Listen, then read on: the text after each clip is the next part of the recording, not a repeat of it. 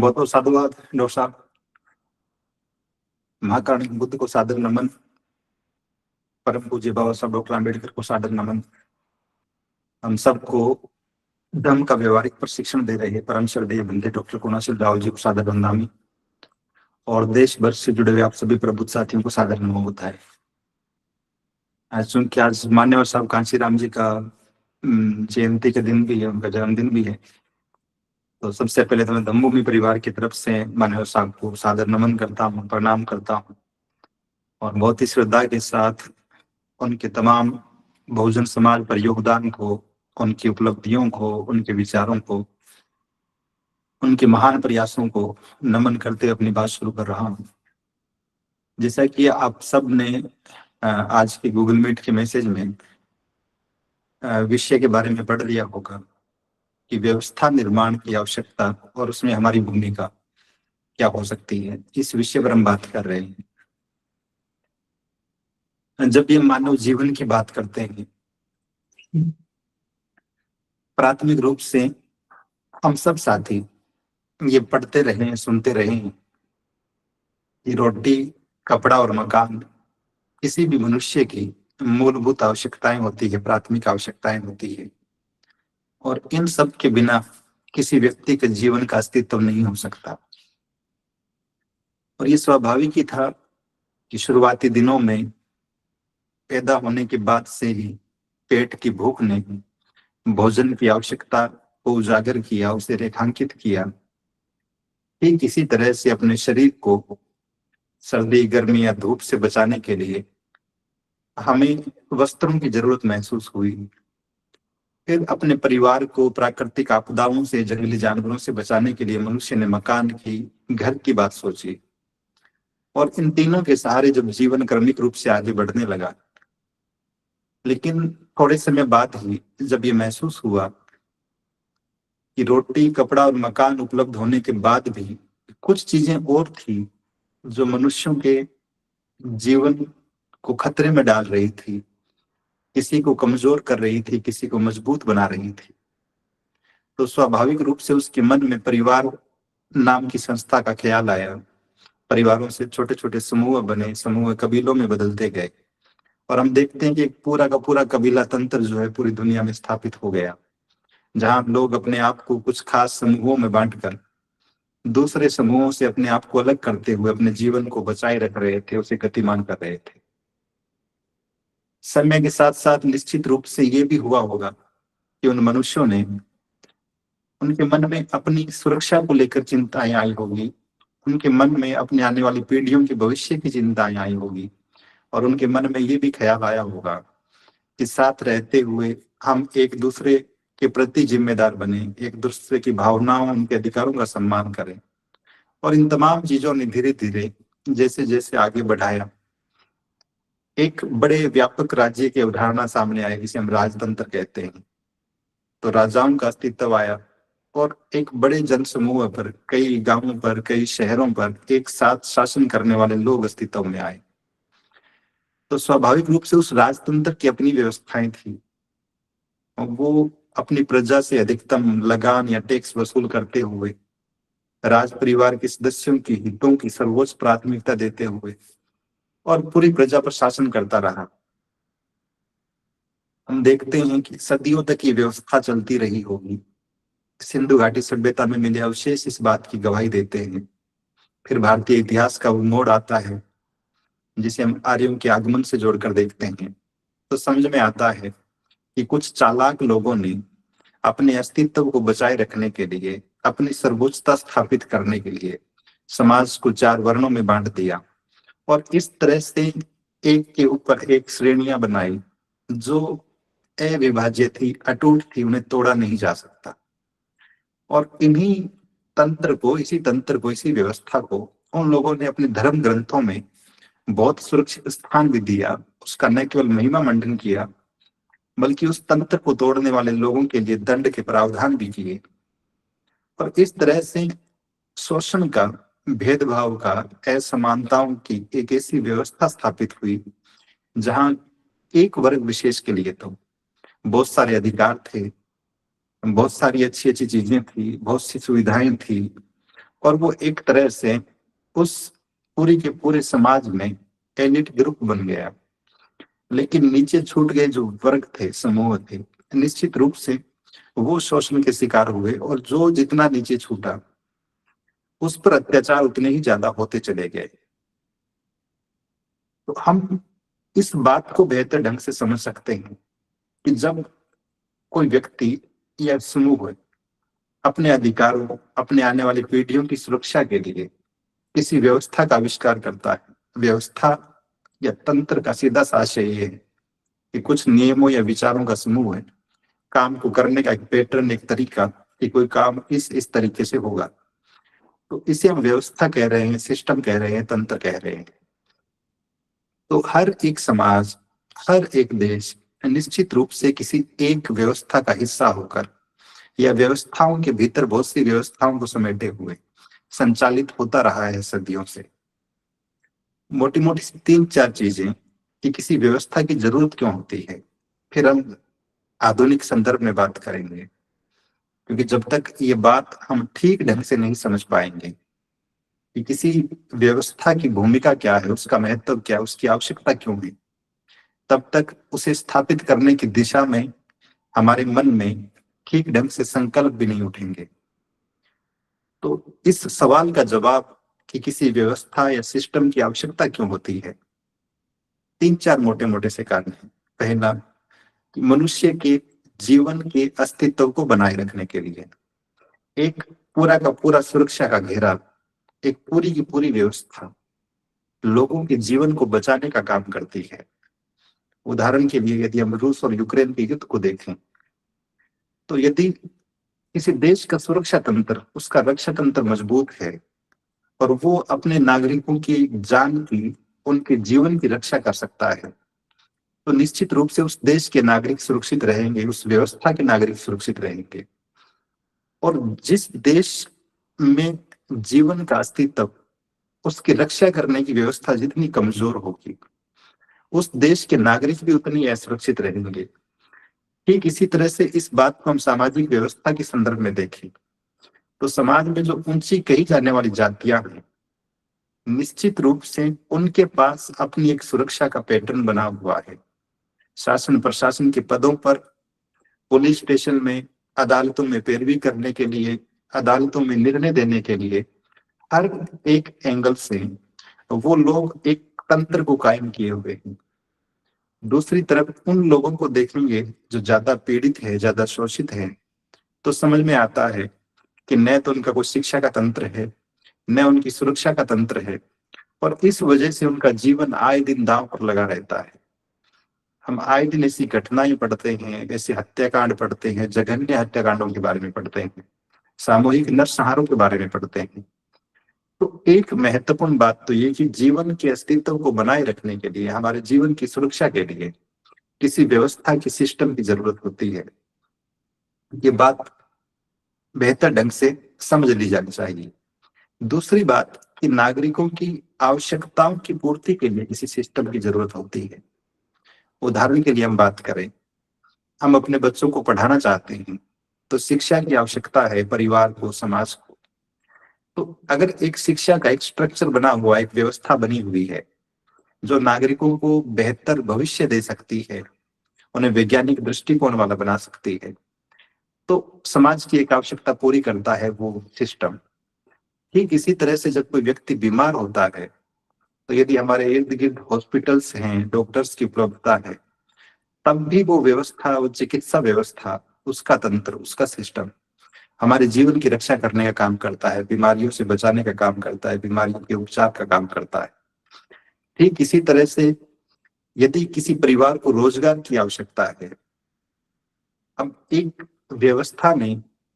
अपनी आने वाली पीढ़ियों के लिए, एक जाति विशेष के लिए, एक वर्ण विशेष के लिए प्रावधान किया कि आपका काम व्यापार करने का है। उसने प्रावधान किया कि आपका काम सिर्फ और सिर्फ मंदिरों में पूजा अर्चना करने का है। तो निश्चित रूप से उस व्यवस्था ने अपनी सैकड़ों पीढ़ियों के भविष्य को, उनकी आवश्यकताओं की पूर्ति करने का काम किया। बात शिक्षा की हो, स्वास्थ्य की हो, रोजगार की हो, हर एक एंगल से जितनी भी आवश्यकताएं होती है, उनकी पूर्ति करने का काम भी कोई व्यवस्था करती है, कोई सिस्टम करता है। तो जिस समाज के पास, जिस देश के पास ये व्यवस्था, ये सिस्टम जितना मजबूत होगा, वो समाज भी उतना ही सुरक्षित होगा, उतना ही विकसित होगा। इन दोनों चीजों के अतिरिक्त कि जीवन भी बच गया, दैनिक आवश्यकताओं की पूर्ति भी हो गई, इसके बाद एक तीसरा और सर्वाधिक महत्वपूर्ण काम आता है। सरदेव बंदे जी अक्सर कहते हैं हमारे आंदोलन के संदर्भ में कि हमारी लड़ाई मान, सम्मान और स्वाभिमान की है। तो उस मान, सम्मान और स्वाभिमान की सुरक्षा करने का काम भी एक सिस्टम करता है, एक व्यवस्था करता है। हम कई बार ऐसे उदाहरण देखते हैं जब सिख समुदाय के किसी एक व्यक्ति के साथ उसकी पगड़ी के साथ छेड़छाड़ कर दी गई और इस एक बात का इतना बड़ा इश्यू बनता है,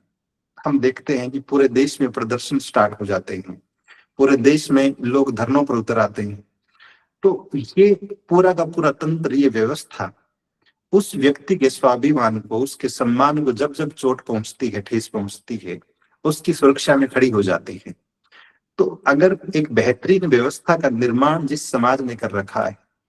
जो समाज को संगठित किए हुए, जोड़े हुए हैं, तो निश्चित रूप से वो समाज अपने स्वाभिमान की, अपने सम्मान की रक्षा कर पाता है। दूसरी तरफ एक ऐसा समाज जिसके बारे में आए दिन खबरें छपती है, किसी के मुंह पर पेशाब कर दिया गया, किसी के घोड़ी चढ़ने पर पत्थर फेंक दिए गए, किसी के मूंछ रखने पर किसी को मार दिया जाता है, मटके से छूने पर मार दिया जाता है। तो जिस समाज के पास अपनी बेहतर व्यवस्था नहीं है जो पूरे समाज को संगठित कर सके, तो व्यवस्था के अभाव में, उस एकरूपता के अभाव में समाज दिन प्रतिदिन शोषित होता है, अपमानित होता है। उसका मान, उसका सम्मान हर दिन उसको चोट पहुंचाई जाती है। वहां ऐसे समाज के नागरिक का कोई स्वाभिमान नहीं है, उसके स्वाभिमान का कोई मूल्य भी नहीं। तो समाज की व्यवस्था यदि बेहतर है तो उस समाज के प्रत्येक नागरिक के मान, सम्मान और स्वाभिमान को बचाने का काम करती है, उसकी रक्षा करने का काम करती है। और अंतिम बात कि कोई व्यवस्था हमारे जीवन को श्रेष्ठ बनाने का काम करती है यदि वो बेहतर व्यवस्था है, अच्छी व्यवस्था है। और यदि वो व्यवस्था खराब है तो वो श्रेष्ठ की जगह निकृष्ट बनाने का काम भी कर सकती है। इस बात को हम समझना चाहिए दो उदाहरणों से। एक बहुत ही छोटा सा देश है इजराइल, और अक्सर उसकी चर्चा रहती है कि वहां के नागरिक कितने प्रशिक्षित हैं, वहां का पूरा सिस्टम कितना मुस्तैद है। एक और देश है जिसका नाम बुरुंडी है, ये अफ्रीका महाद्वीप में है, और जहां तक मैंने पढ़ा दुनिया के सबसे गरीब देशों में से एक देश इसे माना जाता है। तो बुरुंडी देश के नागरिक, वहां का तंत्र अगर ठीक ढंग से विकसित नहीं है, उसका कारण है कि दुनिया में सबसे ज्यादा कुपोषित बच्चे वहां हो रहे हैं, भूखमरी के केस सबसे ज्यादा वहां आ रहे हैं, जातीय हिंसाएं सबसे ज्यादा वहां हो रही हैं, वहां के नागरिक सबसे ज्यादा अपने पड़ोसी देशों, चाहे वो रवांडा हो कि तंजानिया हो, वहां पे पलायन कर रहे हैं। तो जब कोई सिस्टम खराब होता है, कोई तंत्र खराब होता है, कोई व्यवस्था खराब होती है, तो न केवल नागरिकों के जीवन के अस्तित्व को दांव पे लगा देती है, बल्कि अपने नागरिकों को दैनिक आवश्यकताओं से दूर कर देती है, नागरिकों को निर्धन बना देती है, ऐस बेस बेसहारा बना देती है, और उन्हें पग पग पर ठोकरें खानी पड़ती हैं। तो पूरा का पूरा सिस्टम, पूरी की पूरी व्यवस्था जिस देश में बेहतर है, जिस समाज में बेहतर है, वो समाज निश्चित रूप से विकसित है, वो समाज निश्चित रूप से स्वाभिमानी है, वो समाज निश्चित रूप से बहुत आगे बढ़ता है। अब पूरी दुनिया के तंत्रों की बात करें, यदि आप चाहे प्राचीन इतिहास में उन कबीलाई व्यवस्थाओं को देखें, राजतंत्रों को देखें, आधुनिक संदर्भों में लोकतंत्र को देखें, कि किसी तानाशाही सरकार को देखें जिसे हम अधिनायक तंत्र कहते हैं, समाजवाद को देखें कि मार्क्सवाद को, ये तमाम व्यवस्थाएं अपने अच्छाइयों और बुराइयों के साथ साथ नागरिकों के पक्ष या विपक्ष में खड़ी हो जाती है। अब यदि हम भारतीय समाज के संदर्भ में बात करें और इस बात को ठीक ढंग से समझना चाहें, आधुनिक संदर्भों में बाबा साहब डॉक्टर आम्बेडकर से जोड़ते हुए, हमारे बहुजन मूवमेंट से जोड़ते हुए, तो दो उदाहरण बहुत स्पष्ट ढंग से इस विषय को स्पष्ट कर सकते हैं। पहला, महाकारुणिक बुद्ध को देखते हैं कि जब उन्हें संबोधि प्राप्त होती है और उनके मन में जब ये स्पष्ट हो गया कि मैंने जिस धर्म का आविष्कार किया है, जिसकी खोज की है, उसे जन जन तक पहुंचाना है, उससे अनंत लोगों का कल्याण करना है, तो निश्चित रूप से किसी एक व्यक्ति के लिए संभव नहीं था कि वो पूरी धरती को नाप ले, अपने विचारों को संप्रेषित कर दे। तो एक उद्देश्य जब स्पष्ट हुआ तो एक टीम की आवश्यकता महसूस हुई और महाकारुणिक बुद्ध पंचवर्गीय भिक्षुओं के बाद क्रमशः बहुत से भिक्षुओं और भिक्षुणियों को दीक्षित करते हैं, भिक्षु और भिक्षुणी संघ की स्थापना करते हैं। और ये पूरा का पूरा संघ निश्चित रूप से अलग अलग दिशाओं में, अलग अलग शहरों में, अलग अलग देशों में यात्राएं करते हुए जिस समाज की संरचना देता है, जिस समाज का निर्माण करता है, वो अपने आप में बड़ा अद्भुत और श्रेष्ठ था। उपासक उपासिकाओं के साथ, राजाओं महाराजाओं के साथ, हर एक वर्ग को, उनकी आवश्यकताओं को, उन्हें सद्गुणों से सराबोर करते हुए जिस सुंदर और श्रेष्ठ समाज के निर्माण करता है, वहां विहार भी है, वहां संखार भी है। निश्चित रूप से जब सम्राट शीलवान है तो प्रजा भी बड़ी गुणवान है। और इन तमाम अच्छाइयों से भारत की वो छवि बनती है जिसे विश्व गुरु कहते हैं प्राचीन भारत में। तो इस एक व्यवस्था ने न केवल भारत को बल्कि पूरे भारतीय उपमहाद्वीप को, पड़ोसी देशों समेत, इसे श्रेष्ठ बनाने का काम किया, इसे सद्गुणों से भरने का काम किया और एक ऐसे बेहतरीन और आदर्श समाज का निर्माण किया जहां किसी वर्ण का भेद नहीं, किसी जाति का भेद नहीं, किसी लिंग का भेद नहीं, गरीब अमीर का भेद नहीं, और सब लोग एक साथ प्रसन्नतापूर्वक जीवन यापन कर रहे हैं। फिर बीच में एक लंबा दौर आता है जब एक दूसरा तंत्र, एक दूसरी व्यवस्था इस देश पर हावी होने लगती है और अलग अलग पड़ावों से गुजरते हुए जब हम बाबा साहब डॉक्टर अम्बेडकर को देखते हैं आधुनिक भारत में, और बाबा साहब जब अपने अध्ययन और अपने अनुभवों, समाज की व्यवहारिक समस्याओं का गूढ़ अध्ययन करते हुए जब इस बात को समझ जाते हैं कि इस समाज की समस्याओं का समाधान कैसे हो सकता है, और वो सारे लोग जो आजकल कहते हैं, अक्सर हम सुनते हैं ऐसे कूतर्क, जब कोई कहता है कि अपने आप को ऊंचा उठाओ, फिर आपके साथ कोई भेदभाव नहीं करेगा, और वो दो चार उदाहरण भी गिना देते हैं अनुसूचित जाति या जनजाति वर्ग के मंत्रियों, अधिकारियों का नाम लेते हुए कि उनके साथ तो कोई भेदभाव नहीं करता, तो वो ये कहना चाहते हैं कि गलती आपकी है, आप अपने आप को ऊंचा नहीं उठा पा रहे हो, आप अपने आप को मंत्री के स्तर तक नहीं ले जा पा रहे हो, इसलिए आपके साथ ऐसा हो रहा है। तो पहली बात तो ये संभव ही नहीं होता है कि सब लोग राष्ट्रपति बन जाए, कानून मंत्री बन जाए, कि आईपीएस बन जाए, आईएएस बन जाए। और उससे भी महत्वपूर्ण बात जो बाबा साहब के जीवन से समझ में आती है वो ये कि बाबा साहब समाज को एक नया स्वरूप देने के लिए, जब उन्हें लगता है कि समाज को शिक्षा की आवश्यकता है, तो वो डिप्रेस्ड एजुकेशन सोसाइटी बनाते हैं, वो सिद्धार्थ कॉलेज, मिलित कॉलेज जैसे बनाते हैं। और आज भी दर्जनों इंस्टीट्यूट है जो महाराष्ट्र में उस समिति के अंदर संचालित हो रहे हैं। जब उन्हें ये महसूस होता है कि राजनीति के बिना कुछ हासिल नहीं हो सकता, तो वो शेड्यूल्ड कास्ट फेडरेशन बनाते हैं, रिपब्लिकन पार्टी ऑफ इंडिया बनाते हैं। जब उन्हें ये लगता है कि व्यवसाय के बिना, आर्थिक क्षेत्र में प्रवेश किए बिना कुछ हासिल नहीं हो सकेगा, तो वो किसानों के हितों की बात करते हैं, उनके समर्थन में कानून लेके आते हैं बम्बई विधान परिषद में। वो मजदूरों के हितों की बात करते हैं, देश को एयरपोर्ट देते हैं, देश को भाखड़ा नागल जैसे डैम के प्रोजेक्ट्स बनाकर देते हैं, वो आरबीआई की स्थापना का सुझाव देते हैं। जब उन्हें ये लगता है कि धर्म के बिना कुछ नहीं हो सकेगा, तो बुद्धिस्ट सोसाइटी ऑफ इंडिया बनाते हैं, धर्म की दीक्षा लेते हैं, हम सब के लिए संखार विधि और बुद्ध और उनका धर्म जैसे ग्रंथ लिख कर जाते हैं। तो बाबा साहब का अंतिम जो उद्देश्य नजर आता है वो ये था कि इन तमाम माध्यमों से एक ऐसा तंत्र, एक ऐसी व्यवस्था स्थापित हो सके जो न केवल बहुजन समाज के नागरिकों के जीवन के अस्तित्व को बचा सके, जो न केवल उनकी आवश्यकताओं की पूर्ति कर सके, बल्कि उनके जीवन को सम्मान और स्वाभिमान भी सौंप सके। और इन्हीं उद्देश्यों से प्रेरित होकर निश्चित रूप से बाबा साहब डॉक्टर आम्बेडकर एक बहुत बड़े फलक पर काम करने का प्रयास करते हैं, पूरा का पूरा स्ट्रक्चर खड़ा करने का प्रयास करते हैं। संविधान भी निश्चित रूप से उसी दिशा में एक प्रयास है जो कम से कम संवैधानिक और राजनीतिक रूप से तो पूरे देश के नागरिक को समानता सुनता है। व्यवहारिक रूप से हो सकता है कि आज भी ठीक ढंग से सारी चीजें लागू न हो पाई और हम बहुत सी विसंगतियां, बहुत से विरोधाभास, बहुत से उदाहरण आए दिन देखते हैं जो संविधान के खिलाफ होते हैं। ये एक अलग विषय है कि वो चीजें लागू क्यों नहीं हो पाई, लेकिन फिर भी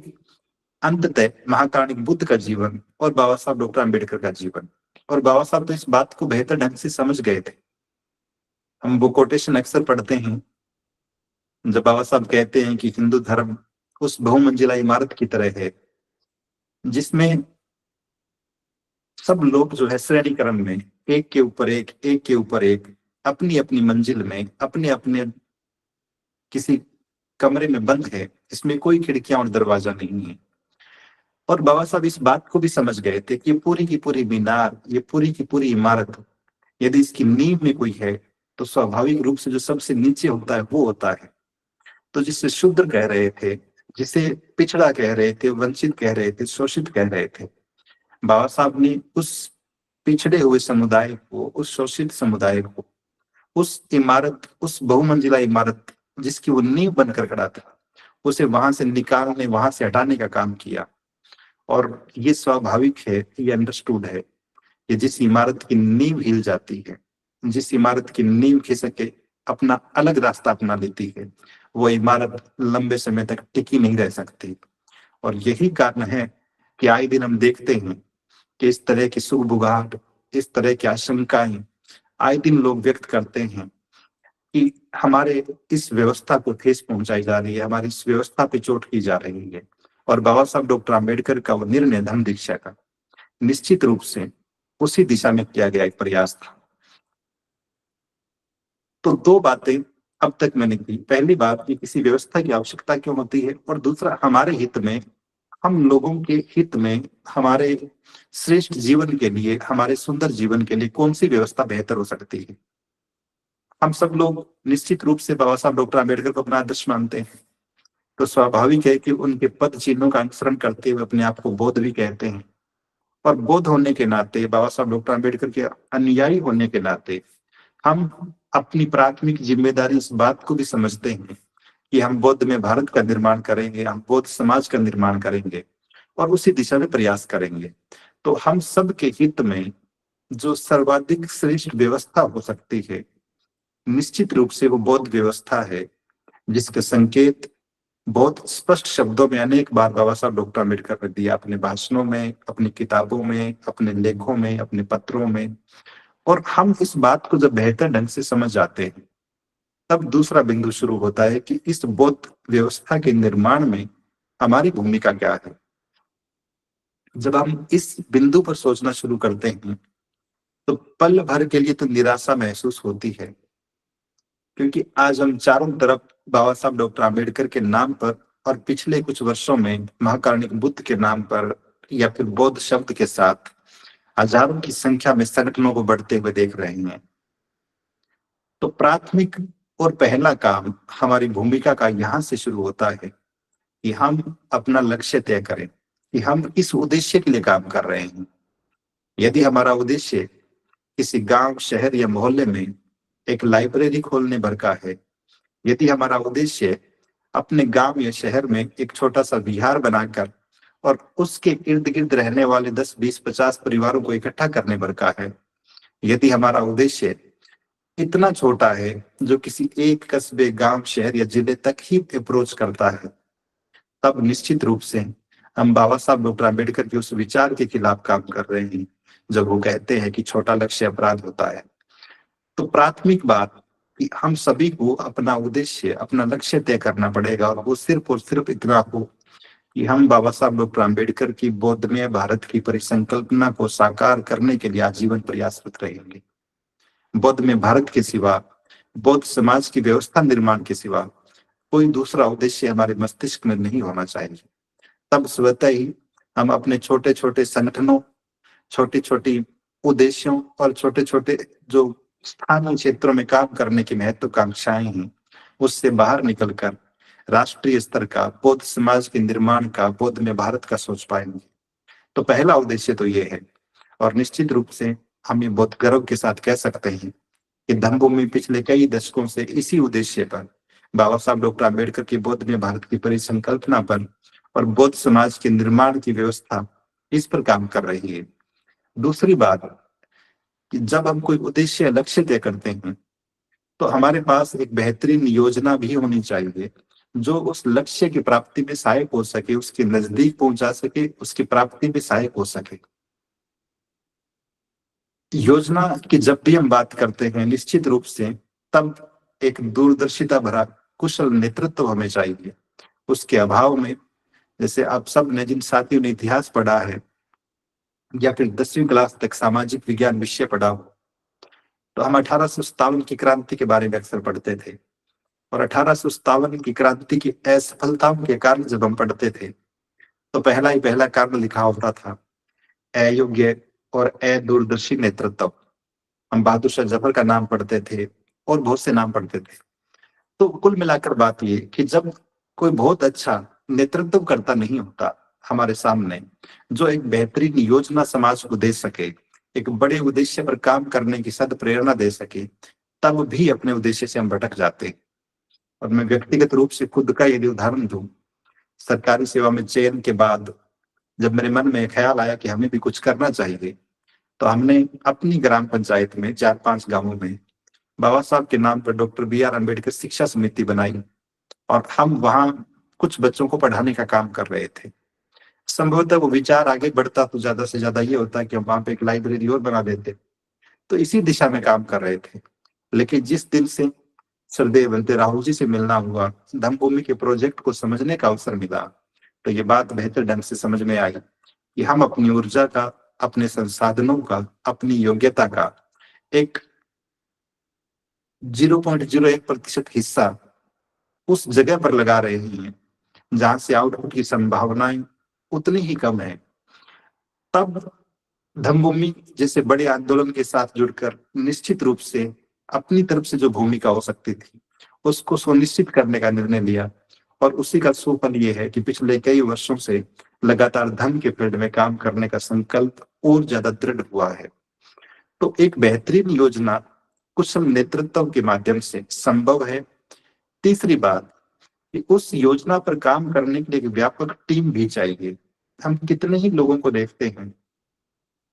जो किसी गांव, मोहल्ले या छोटे शहर में रहते हैं। मैं दर्जनों ऐसे लोगों को जानता हूं जिन्होंने किसी राजनीतिक पार्टी का रजिस्ट्रेशन करवाया चुनाव आयोग के यहाँ, और उनकी सद इच्छा थी कि ये पार्टी जो है राज्य स्तर पर दर्जा प्राप्त करे, ये राष्ट्रीय स्तर की पार्टी बन जाए, जबकि उस उनके शहर में भी उस पार्टी को जानने वाले लोग नहीं हैं।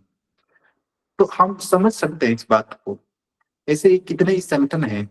जो पूरे देश में काम करने का दिखावा करते हैं, लेकिन उनका प्रचार प्रसार, उनकी टीम, उनका कार्य क्षेत्र जो है व्यवहारिक रूप से 1-2 राज्यों से बढ़ नहीं पाता है। तो ये बात भी बेहतर ढंग से समझ में आती है कि जिस आंदोलन में, जिस टीम में बहुत ही समर्पित और अनुशासित, दृढ़ संकल्पित वर्कर्स होंगे, कार्यकर्ता होंगे, वो तंत्र, वो व्यवस्था उतनी ही जल्दी स्थापित हो सकेगी। तो धम्मभूमि काम को जब हम देखते हैं तो ये बात भी बेहतर ढंग से समझ में आती है कि हम देश के अलग अलग हिस्सों से, अलग अलग राज्यों से ही नहीं, दुनिया के दूसरे देशों से भी हमें सहयोग करने वाले, हमारे साथ जुड़ने वाले, सरदेव भंते जी के विचारों को मानने वाले और उनका प्रचार करने वाले साथी जुड़ते हैं, मिलते हैं। तो ये बात और व्यापक स्तर पर पहुंचती है। चौथी बात कि आपके पास एक सुस्पष्ट लक्ष्य भी है, आपके पास एक अच्छी योजना भी है, एक अच्छी टीम भी है, लेकिन यदि उसमें कठिन मेहनत करने का भाव नहीं है, उसमें गंभीरता और जवाबदेही का भाव नहीं है, तब भी सफलता मिलने के आसार कम होने लगते हैं। तो जब हम बौद्ध समाज की बात करते हैं, बौद्ध व्यवस्था के निर्माण की बात करते हैं, तो हम सबकी प्राथमिक जिम्मेदारी हो जाती है कि अपने दिमाग में हर पल बौद्ध में भारत का लक्ष्य रखते हुए और उस धम्मभूमि की गतिविधियों, धम्मभूमि की योजनाओं पर अटूट भरोसा रखते हुए श्रद्धेय भंते जी के कुशल नेतृत्व में अच्छे प्रचारक, अच्छे कार्यकर्ता बनकर हमें अपने मिशन को, अपने मूवमेंट को, अपने धर्म के विचार को जन जन तक संप्रेषित कर पाने और उस अनुरूप कठिन मेहनत करने का जज्बा भी हो। हम निरंतर काम करने वाले प्रचारक बने, धर्म प्रचारक बने, कार्यकर्ता बने, तभी सही मायनों में उस महान लक्ष्य को प्राप्त किया जा सकेगा। एक महत्वपूर्ण बात धन की व्यवस्था की भी होती है किसी भी आंदोलन में, किसी भी व्यवस्था को संचालित करने के लिए। तो ये भी जिम्मेदारी हम सबकी बनती है, हम सबकी ये भूमिका बनती है कि हम इस आंदोलन की सफलता के लिए जब जब जिस किसी भी रूप में हमारी सहायता की, हमारे सहयोग की जरूरत हो, जो जो साथी सक्षम है, समर्थ हैं, वो सहयोग देने का प्रयास करें। और ये बात भी बड़ी सुकून भरी है कि आज सैकड़ों लोग हैं जो प्रति माह अपनी मासिक आय का एक हिस्सा धम्मभूमि को संगदान के रूप में भिजवा रहे हैं। तो मैं उन तमाम साथियों के प्रति भी साधुवाद ज्ञापित करता हूँ। एक और महत्वपूर्ण बात रह गई, वो ये कि इन तमाम कामों को करते हुए भी हम यदि अपना मूल्यांकन नहीं कर पा रहे हैं, और मैं तो जब श्रद्धेय भंते जी के पास बैठता हूँ, बहुत एकांत में जब लोग होते हैं, बहुत ही कम लोग होते हैं, तब श्रद्धेय भंते जी सर्वाधिक गंभीर बातें करते हैं और अक्सर हम सभी से सवाल पूछते हैं कि आप अपने काम से कितने संतुष्ट हैं। पिछले 5 साल, 10 साल, 15 साल आपने जो कुछ किया धर्म की व्यवस्था को स्थापित करने के लिए, धर्म की व्यवस्था के निर्माण के लिए, हम तय लक्ष्यों से कितना हासिल कर पाए। तो ये सवाल भी हम सभी के लिए है कि हम इस बात पर भी चिंतन करें, क्योंकि किसी यूरोपियन राइटर की एक पंक्ति मुझे याद आ रही है। वो कहते हैं कि यदि आप वही करते रहे जो पहले करते आए हैं, तो आपको वही मिलेगा जो पहले मिलता आया है। तो हम जिस पैटर्न पर काम कर रहे हैं, जिस तरीके से, जिस विधि से काम कर रहे हैं पिछले कई सालों से, और यदि उसके परिणाम बहुत ज्यादा नहीं है, आज से 8 साल पहले मेरे गांव में मैं एकमात्र बौद्ध था, और आज 8 साल बाद, 10 साल बाद भी अगर मैं एकमात्र बौद्ध में ही हूँ, एक मैं अपने परिवार को ही बौद्ध बना पाया, धर्म के विचार को पहुंचा पाया, तो निश्चित रूप से ये इस बात की गवाही देता है, न चाहते हुए भी, कि मैं अपने आसपास के फील्ड को उस ढंग से प्रभावित नहीं कर पाया, अपने साथ नहीं जोड़ पाया जैसा जोड़ पाना चाहिए था। तो ये मूल्यांकन हम खुद कर सकते हैं अपना, कि पिछले 8, 10, 15, 20 सालों की मेहनत ने हमें क्या कुछ दिया है, हमने हासिल क्या किया है, और उन तमाम कमजोरियों से सीखते हुए, चाहे वो काम करने के तरीके में रही हो, चाहे वो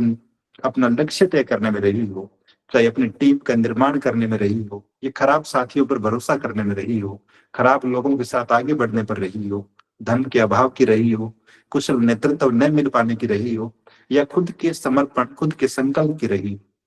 जो भी कारण हो, उन तमाम कारणों पर गहन चिंतन मनन करते हुए, अपना मूल्यांकन करते हुए हम एक नई योजना के साथ आगे बढ़े, तो निश्चित रूप से हम सफलता की ओर ज्यादा करीब होंगे। तो धम्मभूमि भी निश्चित रूप से, हम श्रद्धेय भंते जी अक्सर सुनते हैं, मैं बहुत विस्तार से बात नहीं कर रहा उस विषय पर, हम बौद्ध शिक्षा व्यवस्था के निर्माण की बात करते हैं, हम बौद्ध व्यापार की बात करते हैं, क्योंकि आर्थिक रूप से वो भी जरूरी है, हम धर्म की बात करते हैं। और अभी हमने देखा, अंतिम रूप से मैं अपनी बात खत्म करूं इस तथ्य के साथ, कि जब 10 नवंबर को नोएडा में बौद्ध आचार संहिता का विमोचन हुआ, वो बौद्ध आचार संहिता भी श्रद्धेय भंते जी का पिछले 20-30 वर्षों का लंबा चिंतन, समाज की आवश्यकता को देखते हुए, कि इतने वर्षों बाद भी बाबा साहब डॉक्टर अम्बेडकर का नाम लेते हुए, उनके नाम पर काम करते हुए, यहाँ तक कि बौद्ध बन जाने के बाद भी यदि हम जाति नहीं छोड़ पा रहे हैं, जाति का मोह हमारे दिमाग से नहीं निकल पा रहा है, तभी महसूस होती है ये आवश्यकता कि हम सार्वजनिक मंचों से उद्घोष करें, ये घोषणा करें कि मैं बौद्ध हूँ, जाति से मुक्त हूँ, और बौद्ध मेरा समाज है। क्योंकि आज तक तो समाज का मतलब अपनी जाति ही रहा था। तो ये तमाम चीजें जो पैदा होने से लेकर, हमारे शुरुआती संस्कारों से लेकर अंतिम संस्कार तक आती है, वो तमाम बातें जो हमारी जीवन शैली से जुड़ी हुई है, हमारी पर्वों से, प्रतीकों से, हमारी पहचान से जुड़ी हुई है, उन तमाम बातों को समेटे हुए जिस आचार संहिता का निर्माण श्रद्धेय भंते जी के कुशल नेतृत्व में हुआ है, वो उसी दिशा में एक प्रयास है कि हम अपनी एक व्यवस्था स्थापित कर पाए, जो प्रत्येक व्यक्ति के जीवन को बचा सके, जो हमारी आवश्यकताओं की पूर्ति कर सके, जो हमारे मान सम्मान और स्वाभिमान को बढ़ा सके और हमारे जीवन को श्रेष्ठ बना सके। तो इस उम्मीद के साथ कि आप सब साथी बौद्ध व्यवस्था का महत्व क्या है, उसकी आवश्यकता क्यों है, इस बात को भली भांति समझे होंगे और उसे बनाने में, उसे स्थापित करने में हमारी भूमिका क्या हो सकती है, हम किस तरह से योगदान दे सकते हैं। इन दोनों बातों को आपने ठीक से सुना होगा, समझा होगा और संकल्पित मन से आज दिनांक तक हमने जितने प्रयास किए बौद्ध व्यवस्था को स्थापित करने के लिए, उससे और ज्यादा प्रयास, और ज्यादा संकल्पित होकर धम्मभूमि का और ज्यादा सहयोग करते हुए श्रद्धेय बंते जी के विचारों, उनके द्वारा बताई गई गतिविधियों और उनके द्वारा अलग अलग समय पर दिए जा रहे निर्देशों की अनुपालना करते हुए